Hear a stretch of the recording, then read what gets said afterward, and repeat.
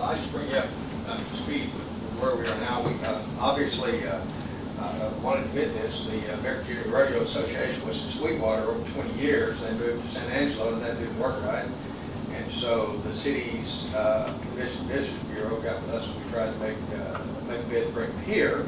We bid 2011 and 2012, and they asked as part of their bid, we have plenty of horse stalls, plenty of everything, plenty of fun for kids. We've really got a lot of everything, except we didn't have enough RV sites for that. I called the manager out in San Angelo, and he said, yeah, they use pretty close to 100. And so we went in, and then, as you mentioned, Judge, the group said, well, you know, we think we can get out of our last year in San Angelo. We'd really like to come to Glenrose and try that. At the time, it seemed like a crucial thing, as opposed to letting them go somewhere else maybe and become enamored with something else. We decided we'd try to get them to come here, but we didn't have enough RV sites to do that.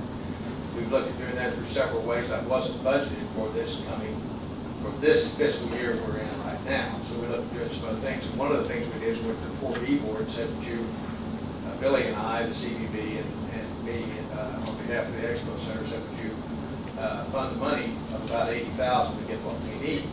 And they looked at this, they had and I don't want to put words in anyone's mouth. We have two members of the 4B board here, but they had a lot of requests for that money. Not the least of which was Bernard's Mill and some other things too.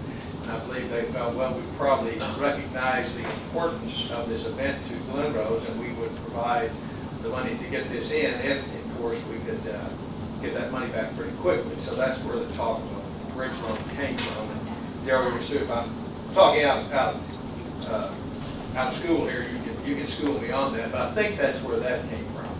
In the meantime, I talked to the judge, and he said maybe we should try to do something ourselves in here and ask where we could put that. And when we do have enough space on our lot to get 30 more on the Expo lot, we're still going to have at least 20 to get to what I think, having some knowledge of this group and the people on the board, they would accept for 1 year, with the idea that if they came in and they really needed more, we could push beyond that. But we have the space down there to 30 more on our site, and I would like to, if we have the money to get this done, or we can work with the 4B Corporation and get this done, I'll go back to the city and ask if we could put 20 more on that piece of land that's between the Comfort Inn and the water treatment plant. That's much preferable to putting that in the park, because as the judge said, there's really no good place over there to do it, as opposed to putting it someplace where they don't have to cross a road and we don't have to go get zoning changes and things like that. I did talk to the owner of a piece of land next to the